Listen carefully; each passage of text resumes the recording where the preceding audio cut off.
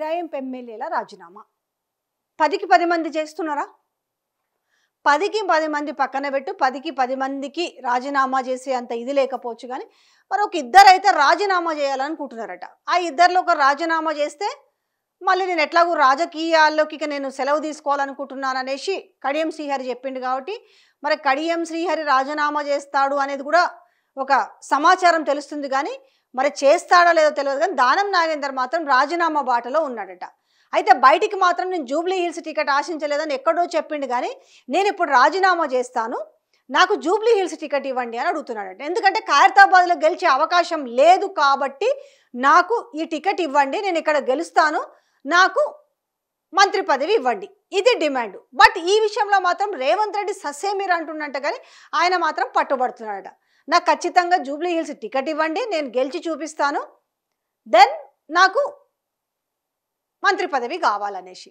ఇక కడియం శ్రీహరి పైన కూడా అనర్హత వేటు పడే అవకాశం స్పష్టంగా కనిపిస్తున్న నేపథ్యంలో, ఎందుకంటే కడియం కావ్యకి ఆయన కూతురికి ఆయన ఎంపీ టికెట్ ఇప్పించుకోవడం కాంగ్రెస్ పార్టీ నుంచి, ఆమె తరపున ఆయన ఏంది ప్రచారం చేయడం. సో ఇవన్నీ కూడా పక్కా ప్రూఫ్స్ కూడా ఉన్నాయి. మిగతావి లేవా అంటే ఉన్నాయి, కానీ వీళ్ళు అరే అనర్హత వేటు పడేదాకా మేమెందుకు ఉండాలి, మేమే రాజీనామా చేస్తే సరిపోతుంది కదా అనేసి ఇక్కడ చర్చ. అయితే ఇక్కడ ఏంటి, నేను ఎమ్మెల్యేగా రాజీనామా చేస్తాను, నాకు అవసరమైతే ఎమ్మెల్సీ ఇచ్చి నాకు మంత్రి పదవి ఇవ్వమని ఆ ఎమ్మెల్యే కూడా డిమాండ్ చేస్తున్నట. ఇప్పుడు ఏమవుతుందంటే ఈ ఎమ్మెల్యేలు కనుక రాజీనామా చేస్తే ఇందులో కూడా ఒక తలనొప్పి వ్యవహారం ఉంది ఇప్పుడు రేవంత్ రెడ్డికి. ఎందుకంటే తీసుకొచ్చింది 10 మందిని వాళ్ళనే. కానీ ఎంత విచిత్రమైన అంశం అంటే ఆయన మనం చెప్తుండే కదా, వాళ్ళు చేరలేదు, ఆ కండువాలు ఎట్లా అవుతాయి, ఇవన్నీ ఒక ఆయన ఫిలాసఫీ చెప్పిండు కదా, కరెక్టే కదా. మరి చేరలేదు కదా, మరి చేరకపోతే ఆ రోజు నేను చేర్చుకోవాలనుకుంటే అసలు ఎవ్వరు ఉండేవాళ్ళు కాదు అని అంటారు కదా. మీరు గమ్మత్తుగా ఎప్పుడు ఏది గుర్తొస్తుంది మాట్లాడతారా? మీరు ఏం చెప్పారు, నేను ఒక గేటు తెరిస్తేనే ఇంతమంది వచ్చిరు, 2 గేట్లు తెరిస్తే మొత్తం ఖాళీ అవుతుందని మరి ఆ రోజు మాట్లాడారు కదా. మరి ఆ ఒక్క గేట్లో నుంచి వచ్చిన వాళ్ళు ఈ 10 మంది కాదా కదా. రెండోది అంటే మరి ఈ కండువాలు అదే ఆ కండువాలు ఎట్లా అవుతాయి, అదేదో వేసుకున్నంత మాత్రాన వారు కాంగ్రెస్ పార్టీలో చేరినట్టు అనంటే కనీసము మీరు అవును చేరిండ్రు, నేను చేర్చుకున్నాను, నన్ను చూసి ఆ 10 మంది వచ్చిర్రు అనేసి మంచి హీరోలాగా చెప్పుకోవాల్సింది. బాయ్ ఏమవుతుంది బాయ్, పడితే అనర్హత బయట పడితే నేను గెలిపించుకుంటా అని చెప్పాలి కదా. ఎందుకంత పిరికి పంద మాటలు ఎందుకు మళ్ళీ? అంటే ఏంటి భయము, ఇప్పుడు నా మెడకు జూబ్లీ హిల్సే ఉందిరా నాయన, ఇది గెలుచుడే చాలా కష్టము, నేను ఏ సర్వే చేయించినా కూడా నాకు నెగిటివ్ వస్తుందిరా నాయన, ఇప్పుడు ఈ 10 మంది ఎమ్మెల్యేల విషయంలో నేను ఎక్కడ తలక ఎక్కించుకోవాలనేదా ఇప్పుడు బాధ. యాక్చువల్గా మీకు ఇది సూట్ కాలే అంటే వాళ్ళు బీఆర్ఎస్ నుంచి కాంగ్రెస్లో చేరలేదనే మాటని మీరు ఒప్పుకుంటున్నారంటే నిజంగా మీకు సూట్ అయిందా? మీరు చాలా డిఫరెంట్, అసలు రేవంత్ రెడ్డి అనే వ్యక్తి చరిత్రలో మిగిలిపోవాలని మీరు పదే మీరు యాదకు చేస్తుంటారు కదా. మరి మీకు సూట్ అయిందా ఈ మాట? అంటే ఒక మెట్టు దిగో లేకపోతే 10 మెట్లు దిగో ఎందుకంత తగ్గి మాట్లాడుతున్నారు? ఎదుర్కోలేరా? నిజంగా చెప్పాలంటే అసలు మీరు చెప్తున్న మాటలకి అసలు రేవంత్ రెడ్డి అనే వ్యక్తి చరిత్రలో నిలిచిపోవాలని అంటే ఆ 10 మంది ఎమ్మెల్యేతో రాజీనామా చేయించి, ఎందుకంటే ఆ రోజులో మీరు అన్నారు కదా, హే పార్టీ మార్ల వాళ్ళని రాళ్లతో కొట్టి చంపాలా, ఉరి తీయాలి, వాళ్ళ ఇంటి ముందర సావు డప్పు కొట్టాలి, ఇవన్నీ మాట్లాడినారు కదా. మరి ఇవాళ ఏమైంది అసలు? ఎస్, ఎవరైనా సరే ఎవరికైనా ఇది ఒక గుణపాఠం కావాలి. పార్టీ మారిన వాళ్ళకి కావచ్చు, పార్టీలో చేర్చుకున్న వాళ్ళకి కావచ్చు. ఎందుకంటే ఈ సంప్రదాయానికి ఇంకా రూపం ఆపకపోతే కనుక ఇది ఎవరు ఎప్పుడు కూడా హర్షించరు. మీరు ఆ రోజు ప్రతిపక్షంలో ఉన్న మాటకి ఇలా కట్టుబడి ఉండుంటే ఇలా మీ 10 మంది ఎమ్మెల్యేలు మీరు రాళ్లతో కొట్టి చంపుతారా? 10 మంది ఎమ్మెల్యేల ముందు చావు డప్పు మోగిస్తారా? ఆ రోజు నోటికొచ్చి మాట్లాడారు కదా. మరి ఇలా ఏమైందా నోరు అంటే పడిపోయిందనాలా? సో ఇలా ఏమైందనంటే ఇక మెల్లగా అంటే ఇప్పుడు ఈ రాజీనామా చేసి వాళ్ళ డిమాండ్స్ నెరవేర్చుకోవాలనుకుంటున్నారు. ఇప్పుడు వాళ్ళు గతంలో ఏవో డిమాండ్స్ ఉంటాయి కదా, ఖచ్చితంగా ఎవరు కూడా అన్కండిషనల్గా జాయిన్ అయి ఉండరు, కండిషనల్గానే జాయిన్ అయి ఉంటారు. బట్ ఆ అన్కండిషనల్ కొన్ని డిమాండ్స్ ఉంటాయి కదా. హైదరాబాద్లో ఉన్న ఎమ్మెల్యేలకు అయితే రియల్ ఎస్టేట్ సెటిల్మెంట్ కావచ్చు, లేకపోతే రకరకాలు ఉంటాయి కదా, వాళ్ళ దందాలు కానీ అవి కానీ తెలియంది ఏముందిగా, ఇట్లాంటివి మాట్లాడుంటారు. మరి ఇవన్నీ కూడా నెరవేర్చినప్పుడు ఏమవుతుంది ఇప్పుడు? మరి ఏ రకంగానైనా సరే ఇప్పుడు వాళ్ళని బ్లాక్మెయిల్ చేయాలా అంటే ఒక బెదిరింపు ధోరణి అన్నట్టు. మరి అది ఏ రకంగా, మరి రేవంత్ రెడ్డి నైజానికి అది డోంట్ కేర్ అంటారా, మరి ఎట్లా అంటారో చూడాలి. కానీ మొత్తానికైతే ఈ ఫిరాయింపు ఎమ్మెల్యేలు అయితే రాజీనామా బాటలో ఉన్నారట. ఎందుకంటే తప్పదు ఇక మా పైన అంటే ఇప్పుడైతే ఖచ్చితంగా ఇద్దరు పేర్లు పక్కా, ఇద్దరు ముగ్గురు నలుగురు ఉన్నారు అనుకోండి. ఇప్పుడు వన్ దానం నాగేందర్ వేసుకోండి, రెండోది కడియం శ్రీహార్ వేసుకోండి, ఒకటి మూడు తెల్లం వెంకట్రావు వేసుకోండి, దాని తర్వాత ఇంకెవరున్నారు, పోచారం శ్రీనివాసరెడ్డి ఆయనకి కదా ఇచ్చారు కదా ఆయనకు పదవి కాంగ్రెస్ పార్టీ నుంచి. దాని తర్వాత మరి అరికప్పుడు గాంధీ.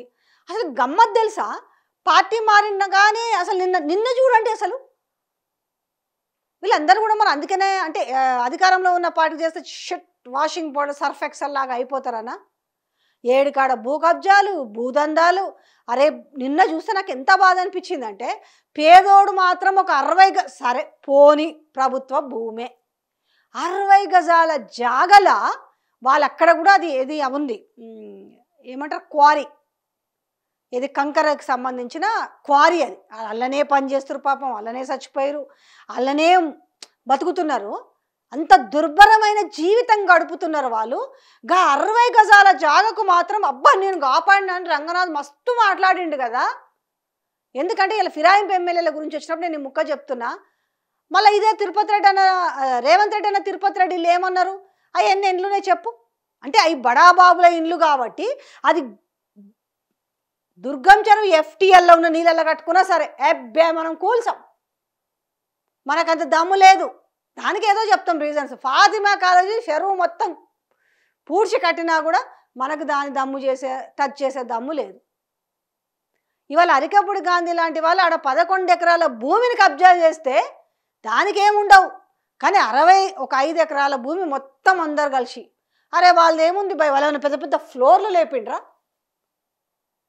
ఏమైనా చెరువులు కబ్జాలు చేసే వాళ్ళు ఏమైనా ఇల్లులు కట్టుకున్నారా, లేకపోతే పెద్ద పెద్ద హై రైజులు భవనాలు లేపిర్రా, దీని మీద ఏముండదు. కానీ పేదోళ్ళు గింత గూడు కట్టుకుంటే మాత్రం ఓర్చుకోలేరు. ఇలా చిత్తశుద్ధి ఎక్కడ చూపిస్తారయ్యా అంటే ఇగో అక్కడ చూపిస్తారు. సో ఇట్లాంటి నేపథ్యంలో ఇంక ఏమనుకున్నారో 10 మంది వచ్చేసి దాంట్లో దూరిండ్రు. ఆ దూరిన తర్వాత ఏమైందంటే ఇలా మామూలుగా లేదు నిజంగా. ఇప్పుడు కేటీఆర్ దెబ్బ అయితే మామూలుగా లేదు, అంటే మొత్తం వీళ్ళని ఎక్కడికక్కడ టైట్ చేసి పెట్టిరంటారు కదా. ఆ దెబ్బకి ఏం చేయాలో కూడా రేవంత్ రెడ్డికి అర్థమైతే లేదు.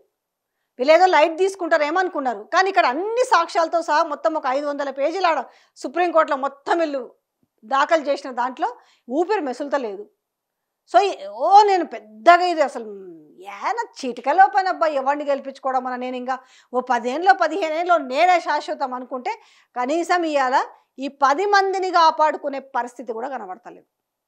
10 మందిని కాపాడుకునే పరిస్థితి. ఒక విధంగా ఇక్కడి నుంచి ఏం చేశారు, బీఆర్ఎస్ వర్కింగ్ ప్రెసిడెంట్ కేటీఆర్ని ఉక్కిరి బిక్కిరి చేయాలనుకున్నాడు. ఏంది ఈ కార్ రేస్ అనో లేకపోతే టెలిఫోన్ ట్యాపింగ్ అనో ఇంకేదో కొత్తవి తీసుకొచ్చి అందులో ఫిక్స్ చేసి రౌండప్ చేయాలనుకున్నాడు.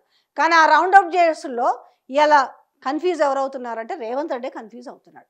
10 మంది ఎమ్మెల్యేల విషయంలో ఒక నిర్ణయం తీసుకోలేని పరిస్థితి ఈరోజు. ఎందుకు అనంటే ఆయన పాలన ఏంటో ఆయనకు స్పష్టంగా తెలిసి గుండె మీద చేసుకుంటే ఆ మాత్రం తెలియదా. ఇవాళ చేస్తున్న నిర్ణయాలకి ఇవాళ తెలంగాణ ప్రజలు ఏ రకంగా ఉక్కిరి బిక్కిరి అవుతున్న విషయాన్ని ఆ మాత్రం తెలుసుకోకుండా ఉన్నాడు ఆయన. సో ఈ రకంగా ఏమవుతుందనంటే అక్కడ దెబ్బకి అంటే ఒక్క దెబ్బకి 2 పిట్టలు అన్నట్టుగా ఇప్పుడు ఏకంగా ముఖ్యమంత్రికి ముచ్చమటలు పడుతున్నాయి. ఇప్పుడు వీళ్ళు ఏం చేయాలి, ముందుకు పోతే నువ్వు వెనక్కి పోతే గోయన్నట్టుగా తప్పే పరిస్థితి లేదు రాజీనామాకి. రాజీనామా చేస్తే ఏమవుతుందనంటే ఇప్పుడు పెద్ద ఇబ్బందికరమైన విషయం.